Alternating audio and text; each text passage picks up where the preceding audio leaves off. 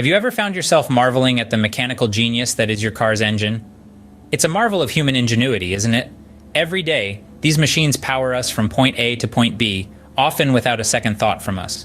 But what really makes them tick? At the heart of it all are engines, the lifeblood of our vehicles. They come in all shapes and sizes, but primarily, there are two main types: internal and external combustion engines. Internal combustion engines, like the one in your car, ignite fuel-air mixtures within the engine's cylinders, generating power. On the other hand, external combustion engines, like those found in steam locomotives, produce power by heating a separate working fluid, which then drives the engine.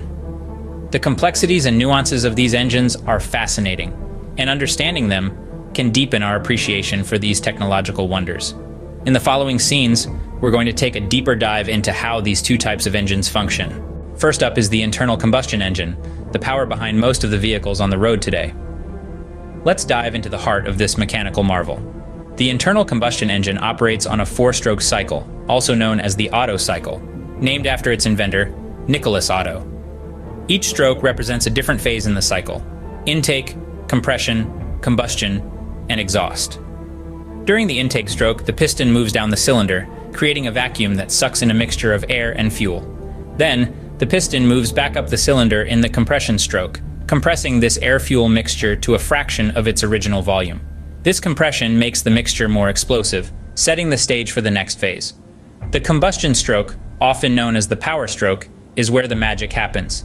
A spark plug ignites the compressed air-fuel mixture, causing it to burn rapidly. This rapid burning generates a high-pressure gas that pushes the piston back down the cylinder.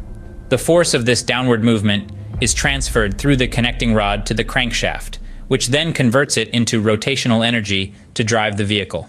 Following the power stroke, we have the exhaust stroke.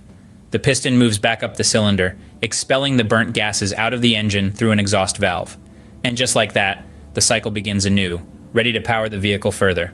The beauty of the internal combustion engine is in its ability to convert the chemical energy stored in fuel into mechanical energy. It's a dance of precision timing and mechanical efficiency, a feat of engineering that has become a cornerstone of modern transportation. The internal combustion engine isn't without its drawbacks, however. It's not the most efficient engine design, as a significant portion of the energy from the fuel is lost as heat. And of course, there's the issue of emissions, contributing to air pollution and climate change. So, that's the internal combustion engine for you. A marvel of mechanical engineering that powers our cars, trucks, and vans. Now, let's shift gears and explore the workings of external combustion engines. External combustion engines are a bit like the mysterious cousins of the more familiar internal combustion engines. They operate on the same fundamental principle of turning chemical energy into mechanical energy, but the way they go about it is quite different. In an external combustion engine, the combustion of fuel, that is the burning process, happens outside the engine. You heard that right, outside. This is the key distinction. Here's how it works. A separate chamber is used to burn the fuel, and the heat produced is used to heat a working fluid, usually water, creating steam. This steam is then used to power the engine. It rushes into a cylinder, pushing a piston, which in turn drives the mechanical processes. Once the steam has done its job, it's expelled, and the process starts all over again. It's like a continuous cycle of steam-powered energy production. Now you may be thinking, where have I seen this before? Well, if you've ever seen an old locomotive chugging along with clouds of steam puffing out, then you've seen an external combustion engine in action. The steam engine, a classic example of an external combustion engine, powered the Industrial Revolution and changed the course of human history. But it's not just about steam engines. Another example of an external combustion engine is the Stirling engine. Named after its inventor, Robert Stirling, these engines work on a closed cycle, where the working fluid is permanently contained within the system. They are known for their high efficiency and have found uses in various fields, from powering submarines to generating electricity.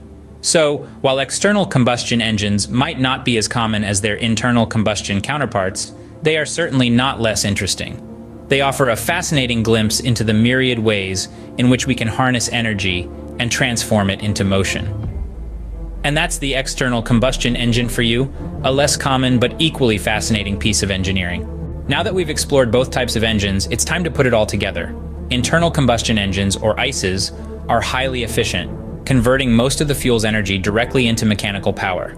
That's why they're the go-to for most vehicles today. However, Their need for high-quality fuel and significant carbon emissions are undeniable drawbacks.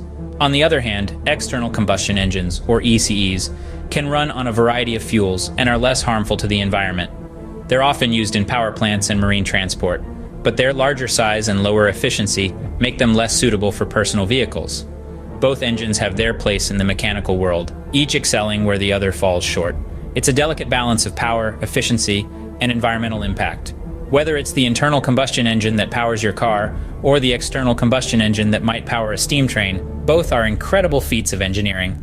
So next time you turn on your car, take a moment to appreciate the mechanical marvel under the hood